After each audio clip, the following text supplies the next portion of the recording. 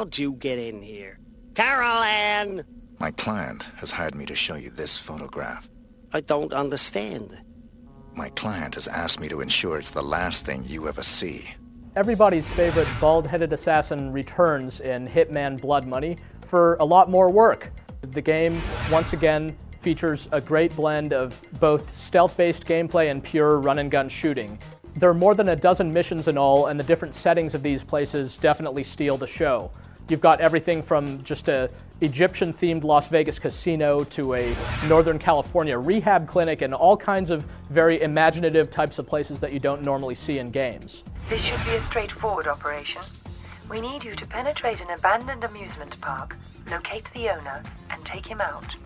The gameplay involves finding the person that you're supposed to kill, person or persons, and then killing them and then getting out. You can either do that by carefully observing your surroundings and carefully watching what these characters do and who's guarding them and so forth, or you can try to go in with guns blazing and watch what happens.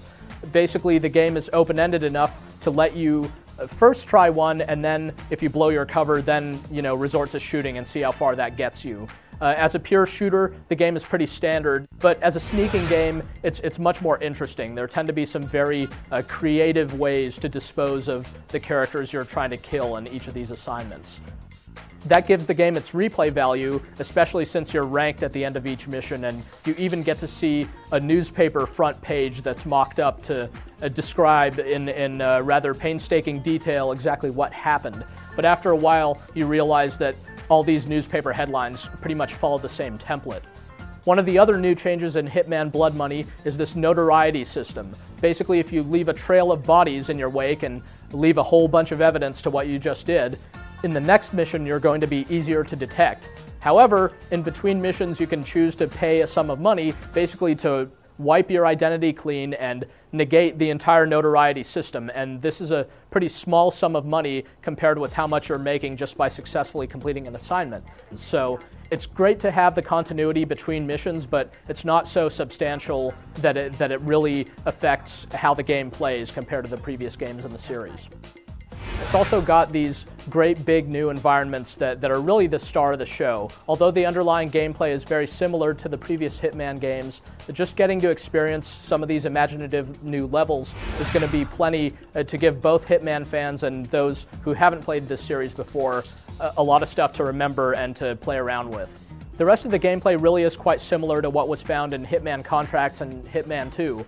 Basically, you can go in with a whole bunch of realistic guns. You've got pistols and rifles and submachine guns and so on, but you've also got access to explosives and poisons and other good stuff like that. You can find kitchen knives, what have you. Some of these things you might go out of your way to use just to have fun in the game's kind of open-ended environment, but really it's up to you how you choose to get the job done.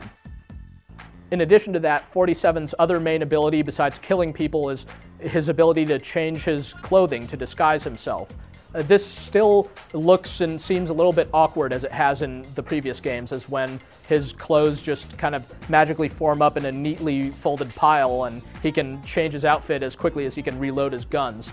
But still, it's a contrivance that helps justify how you're able to infiltrate all these buildings and kind of casually walk on by a bunch of heavily armed guards and so forth.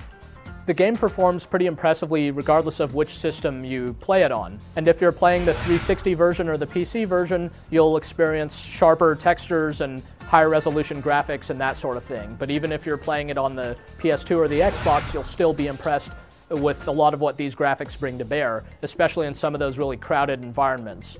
If you were choosing between all the versions and you wanted to pick one, the 360 version is the way to go, not just because it looks the best, but also because it's got some unlockable achievements in there that encourage you to play through the game multiple times and basically get the most out of the gameplay.